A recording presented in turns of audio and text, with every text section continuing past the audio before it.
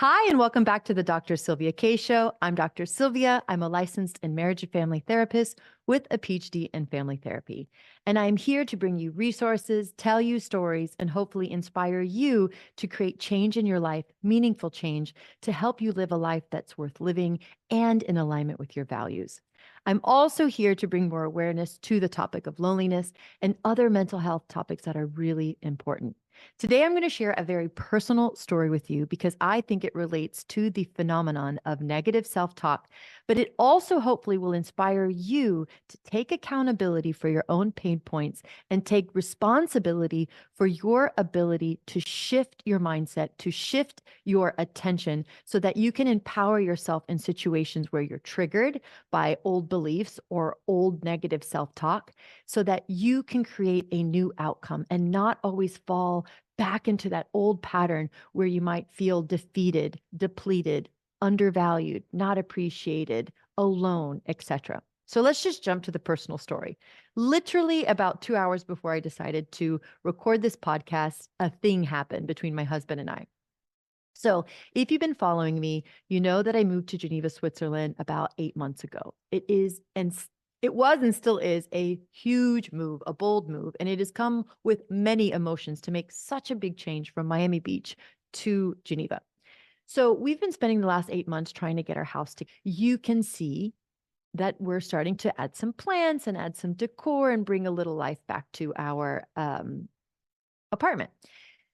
So one of the things that we're missing are shades in our bedroom. So we have shades on the outside, but we need curtains. So my husband and I we went to IKEA, we bought the special curtains, and we scheduled the people to install them today. Now, yesterday I asked my husband, what time are the handymen arriving to our apartment? And he said, somewhere around 11. Now, somewhere around 11 for someone like me who has symptoms of ADHD, that could mean a lot of different things. Somewhere around 11 to me means 10:30 a.m. or somewhere between like 10:15 and 11, or it could be a little bit later between 11 and maybe 11:45. So this morning, I took my son to school, dropped him off, and I decided to take a spin class at 9:15 that would end at 10.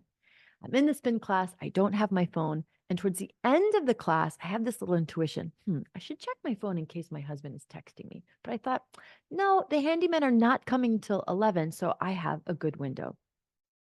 So I finish the spin class. I get to the locker room, look at my phone. My husband blew up my phone. I had over 10 missed calls, 10 text messages. Where are you?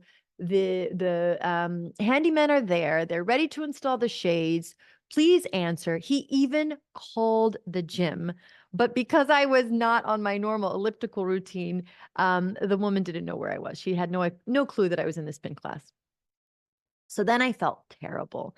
I said, "Darn it, I missed it. I wasn't available." And the word that came up to me was I wasn't reliable.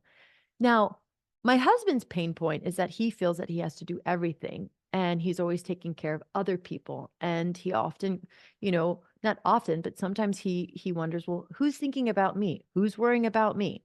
Even though I tell him I do, he doesn't believe it when he's in his pain point, when he feels that he has the whole world on his shoulders. Now, he was at work trying to coordinate the handyman, couldn't get a hold of me, and so he canceled. Now, by the time I got all these messages, it was 10:20.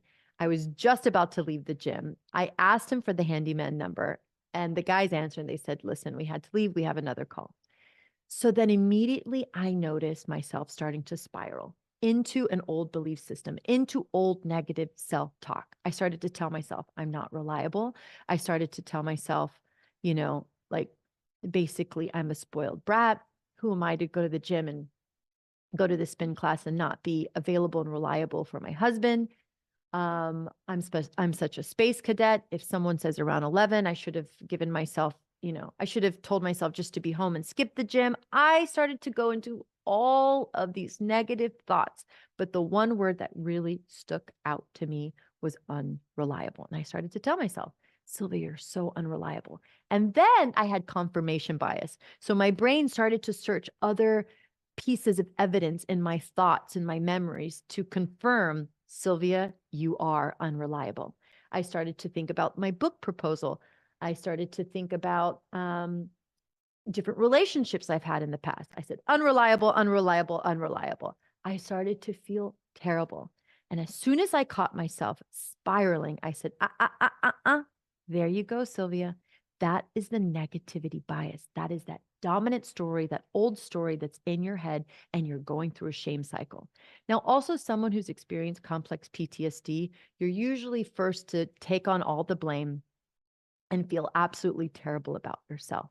And I started to do that. And then I said, no, I can take accountability and responsibility for how I want to feel. I can take accountability and responsibility to respond to this situation in a different way. I don't have to fall into a shame pool. I don't have to fall into a shitstorm of shame where I'm feeling worse and worse and worse. So I told myself, okay, how important is this going to be 5 years from now that I wasn't at home when the handyman showed up early? In 5 years, it's not going to mean anything. But in this moment, it does. So that I call is the helicopter perspective. Ask yourself, how important is this situation that's bothering me going to be in 5 to 10 years? If it has no relevance, then you have more motivation to really flush the negative thoughts and move on. If it does, that's a different story. And then I started to take accountability again. How do I want to feel? I don't want to feel shame. I don't want to feel guilty. I don't want to feel that it's all my fault. So I tried to reschedule the handyman. I couldn't really understand French as they were only speaking in French. I tried my best to intervene. And then I decided, okay, this is where I take accountability and responsibility again for the direction of my thoughts. I can go back into that shame cycle, or I can choose what's happening right now. I had my clothes on from the gym. I said, I'm going to walk home. I'm going to go to the pharmacy, get some cough syrup for my husband.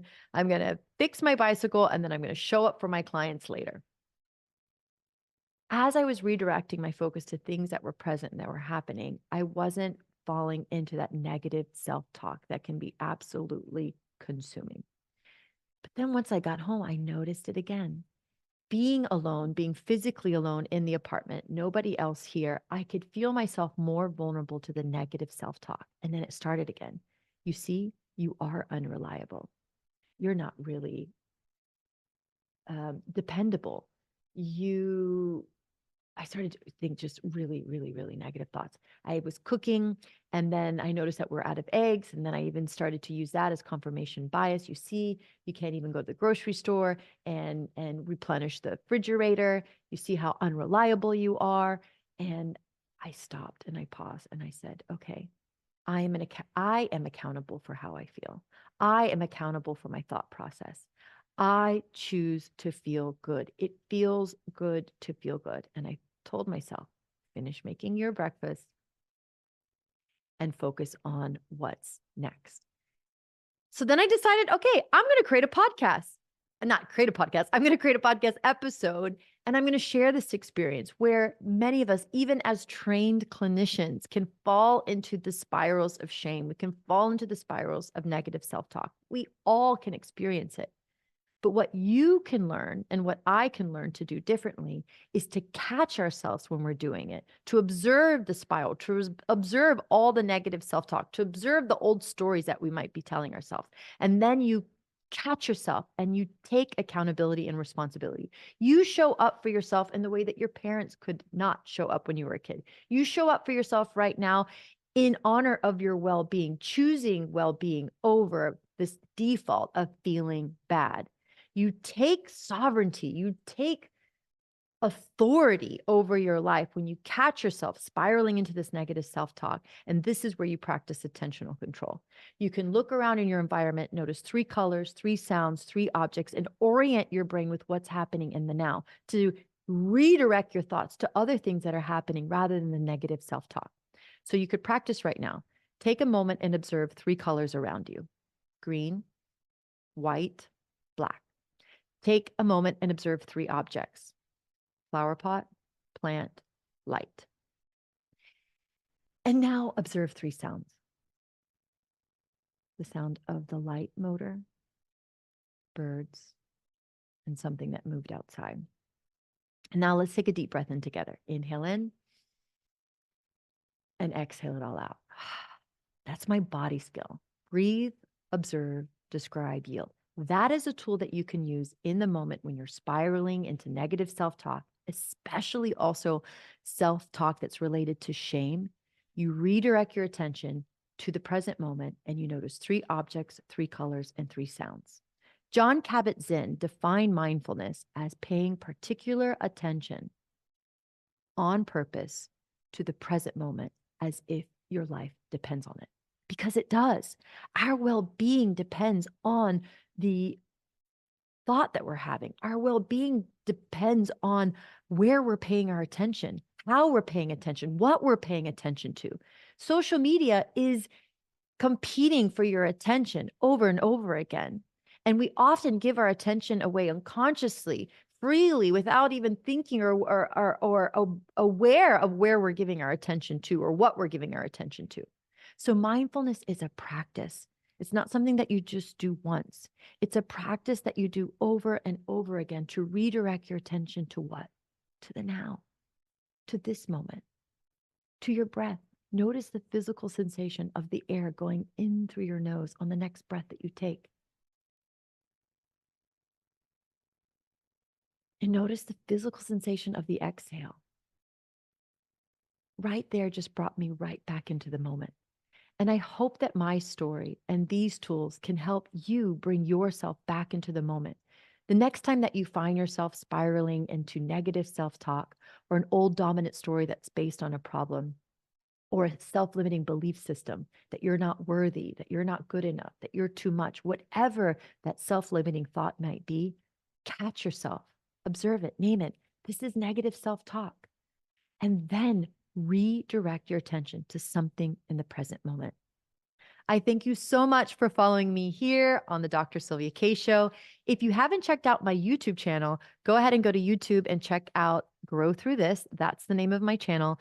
I will be posting these podcast videos as well and posting more videos that are based on a curriculum that I'm creating to empower you, to inspire you, and to help you live a life worth living, to feel less alone, and to live a life that's in alignment with your values. Thank you for watching, and I'll see you soon.